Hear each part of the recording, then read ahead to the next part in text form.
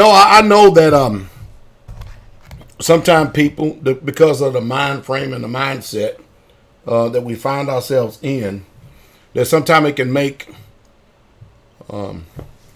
those of us, be us male or female, man or woman, kind of sick to our stomach that I continue to keep on harping and keep on pushing the biblical identity of us Hebrew people. I said the other day to Elder Rufus, him and I was talking on the phone, and this is what I said to him.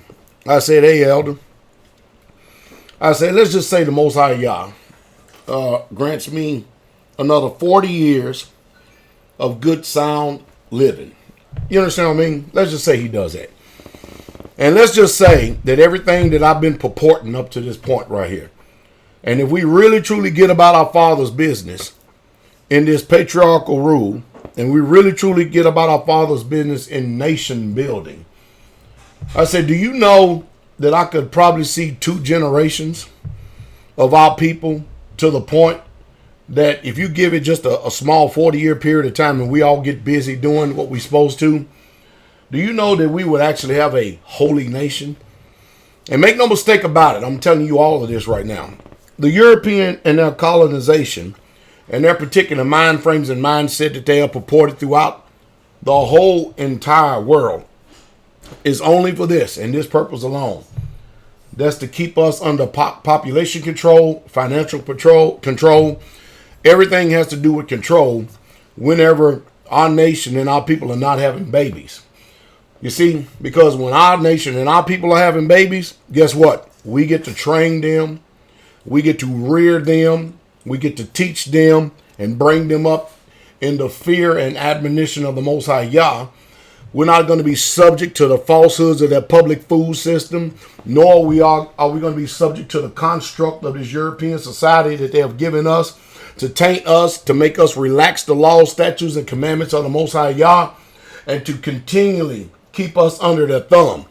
Because in every single parish, every single county, and every single providence, if we get about our Father's businesses and we're establishing communities in these places, and when these communities get extraordinary big because we're having babies and we're teaching them in the Hebraic way, that means we could be the mayor of those towns. That means we could be controlling the trustee department, the taxation department, the tag department, the sheriffs. We could be everything in those counties if we're going to continue it up. But the only thing about it is that because we fear the Most High Yah, we could set our statues and close down everything in those little city, parishes, or townships on the Sabbath, and therefore put forth the Sabbath day.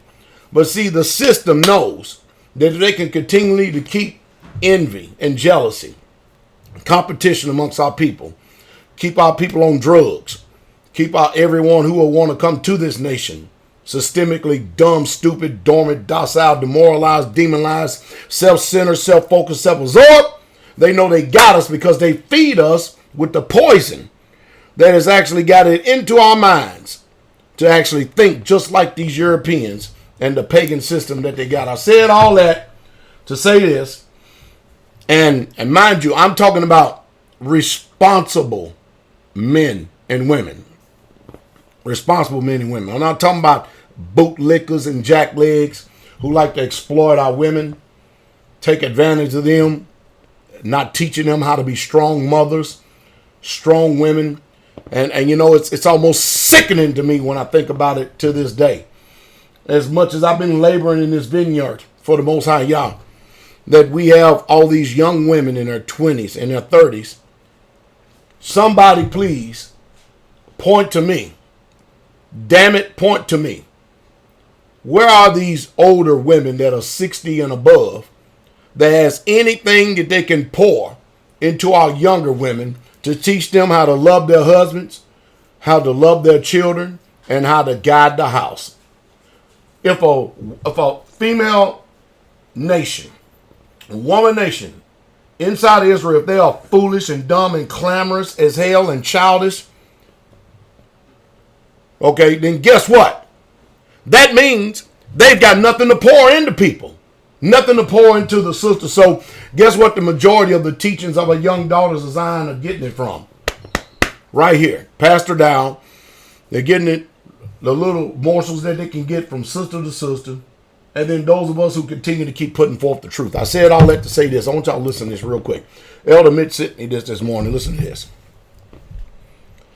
All right. And let me go back here for a second. I want y'all to see this picture. I don't know if it can come up there. You see these young, beautiful women right here? I want y'all to see, take a good look, damn it. See those young, beautiful women right there. It says, we will go on demonstration if we don't get husbands this year, single nurses. All right. Let's go into this article right here and get a little bit of education, all right? So you can see what I'm talking about. Because, see, again, I know that some of you may get sick and tired of me hearing it, but the European colonization and them bringing out their society, their culture, their religion has messed up our people all the way around. I mean, really, to the point that our people, it's pretty sad when you know that the mind manipulation and the coercion has been so damn bad that our people actually get upset at truth coming to you because they're so selfish. But let's go into this for a second, all right? What are they talking about? This is what they're talking about. We reported months ago that in Guyana, nurses complained bitterly that they find it very difficult to get partners. According to them, they are financially sound, but there is difficulty in finding serious men who are ready to marry them. Stop for a second. You know the reason why? Because most men today, they look at a woman, they have desire. It ain't a real true desire. It's a lustful desire for them because they're not thinking about, okay, if I go over here and I make a covenant with this woman and she agrees to it, and that means everything that I have with my principal wife that I have right now, it should be systemically all the way across the board equal. That means I have to provide not only food, clothing, and conjugal rights. Everything I've got to provide equally for every single one of them. And that is financially taxing when you realize what all you have to do and what position you've got to be in if you're going to be a husband man and you're going to be a patriarch in Israel and you're going to live in the lawful practice of polygyny, because I'm telling you, it's more than just going out and having sex with a woman. There's a great responsibility. Then you've got to train them, love them, guide them, teach them. You've got to know and how to be smart enough to get rid of envy and jealousy and competition. You've got to set your house in order. And if you ain't in order, damn it, you can't set your house in order. And if you don't have order with your first wife, your principal is Shia, then there's no way you're qualified to even bring on anybody else, because all you're going to do is bring them into a life of toil and torment. You're just not spiritually ready. A lot of time, a lot of these problems that we find in our lives, and a lot of times we find in our families, if they can't be rectified right there with just us individually, man, woman, then get some damn sense about yourself and realize that you're not qualified. The grass is not greener on the other side. If you don't know how to manage one, and you can't manage yourself and that one, damn it, you can't do two, you can't do three, and you can't do four. People, I've got some crazy stuff I've heard out here. I'll keep my principal wife at home, and I'll put this one out there in the world and let her go to work. Why? So that every other Tom, Dick, Harry, Mutt, and Jeff out there can actually salivate over her and then exploit her. Why would you want to do that? Why? I mean, and then, to help financially and stuff. Well, damn it, I'm telling you. The whole ideal is if you cannot provide financially for a second child, third child, fourth child, or you cannot provide, and you don't even have to have great financial means, then wipe the crap out of your mind. You ain't ready. If a man does not know how to rule his own house, how shall he take care of the house of God? So what we have here is we've got an Isaiah 4:1 situation right before our very hands. Over in Guyana, which is having to be a lot of our Israelite people over there. The women are having problems because why? All across the world, women are being born at a rate of 3-to-1 to men. All over the place. And of course, men die disproportionately more than women do on a scale because of the crazy stuff they do and everything else. But watch this. It says that these women are financially ready to marry serious men. And just because you are a male and you have male genitals and male anatomy, that don't mean you're a serious man. That doesn't mean you're a mature enough man. It doesn't. I can understand that you're trying to plan stuff and do things for a certain period of time. And then you continue to keep making moves. I'm giving you all the answers. The answer, period, point blank, is doing what the scripture says. Getting out of your selfish self and living in a community environment. I know most of you don't want that iron sharpeneth iron, that particular situation in your life, because that is exactly what happens when you're in a community environment. Iron will sharpen iron. And most of you, let's just tell the truth.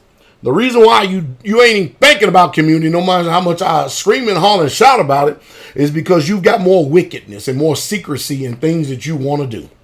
That's right. You want to go out there. You're more comfortable. I think it's bad when we as Israelites, that we can soak ourselves and immerse ourselves and be more easy, content with dwelling amongst the Gentiles and the heathens of this nations. Because when all of y'all sheep is a dirty gray, we all feel fine, don't we? Than to actually sit up and be content and live and set apart with true Israelites. And I'll say it again.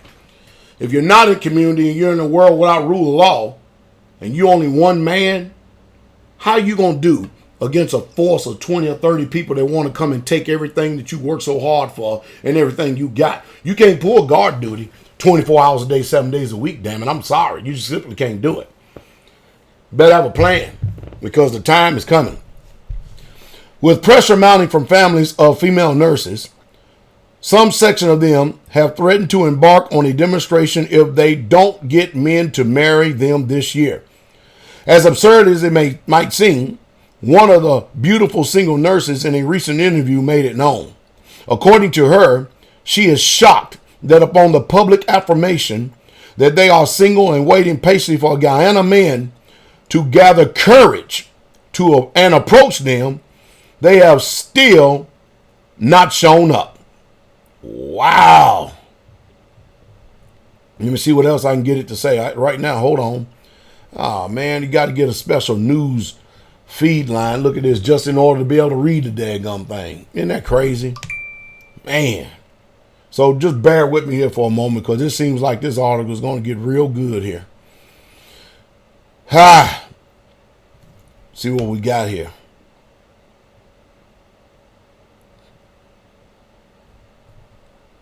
Where did it go? All right, I got to go back to it again. All right, here we go. And look what it says. We are worried, and we don't know why Guyana men are not approaching us. We are beautiful. We have our money too. If care is not taken, we will go on in demonstration out of frustration if we don't get men to marry us this year, she said. They also released their official website where men can hook up with them. Isn't that something? To get in touch with beautiful nurses, join here and hook up with them. Isn't that something? That's crazy. That's crazy. Now let me say this, and I'm going to be kind of facetious in this, because do I, as a 53-year-old man, have to go over there to Ghana and then get me about 10 or 12 of them nice, fine young women and put seed in them? They already got their money, and they're not Isaiah 4:1. Huh? Do I have to do that in order for them to live a life of happiness and peace and contentment? Do I have to spend 6 months in the United States of America and 6 months in Ghana? Some people say, well, see, PastorDowell here, that seems like it's all that's on your mind. I tell you what's on my mind. Israel getting right and building ourselves up as a nation, because so we can come economically separate from this wicked world. So we can become a nation within a nation. Now, what I'm saying, most of you people have no idea the type of weight that it carries, what I'm saying. You have no idea. But I'm trying to show you something. Look at this. Isaiah 4:1, does it not say, and in that day, 7 women shall take hold of one man, saying, we will eat our own bread and wear our own apparel. Only let us be called by thy name to take away our reproach. Or maybe should I go over there to Guyana and then preach to them the biblical truth of polygyny so that their nation can really grow? Because I'm sure they ain't got the same crap in homosexuality and LGBT and all this other nefarious, stupid, idiotic, retarded, spiritually retarded mindsets that we got over here. Mental illnesses and everything else. If I could educate them according to the word, give them the word and say, look at here, even over here, and if y'all can just start off like this for 5 years, find a good man. About 6 of you saddle up with that one good man.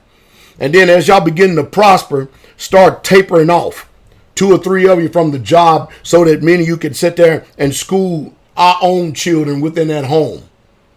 School that man's children. Bring them up in the fear and admonition of Yah. You know that's what the nations fear more than anything? While many of you out here are all in your emotions and all in your feelings. The truth is, let's just tell the truth. You don't give a damn about Yah's program. You don't give a damn about our heritage. You don't give a damn about our culture. All you care about is your sorry ass selfish feelings. That's it.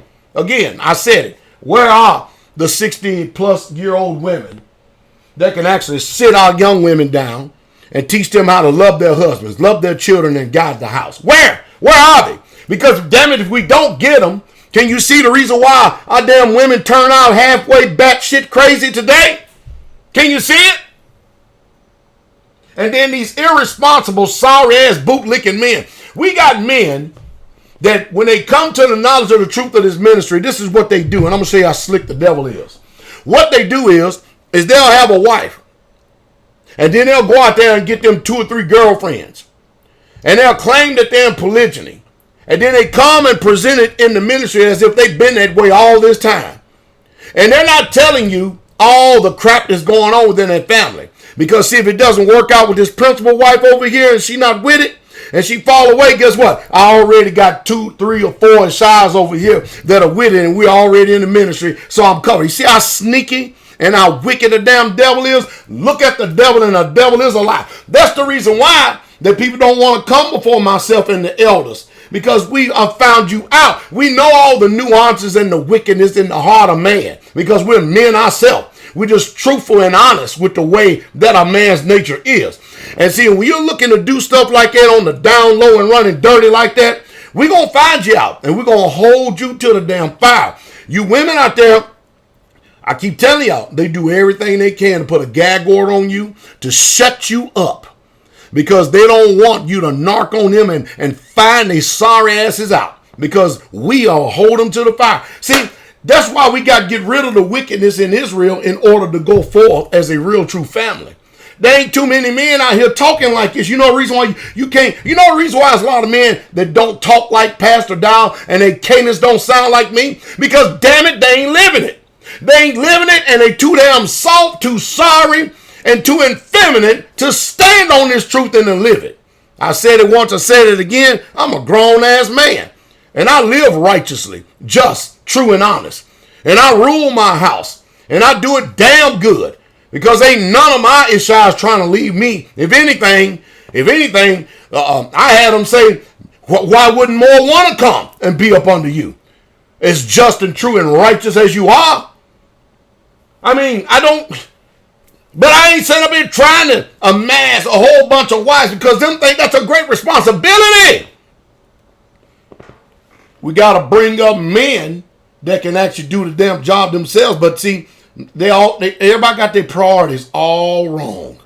They look at a woman during the feast days and see desire for her as if you're trying to get a damn war bride. Instead of looking at her as your sister, do things right, honestly, provide for her truthfully. And you look out, and the only thing you see is the woman that you lust after, but you don't see the responsibility that comes afterwards. I tell you, I'm going to blow this trumpet in Zion, and I'm going to sound this damn alarm. Bottom line is, we need babies. We need coming from righteous men, righteous seed, and righteous women that means business and say to hell with the United States of America and this damn wicked-ass construct. We're Israel. Damn it. We are biblical Hebrew Israelites, and we're restoring our culture, our heritage, our nationality, our way of life through our laws and statutes and commandments was given to us, a people that are such a great nation.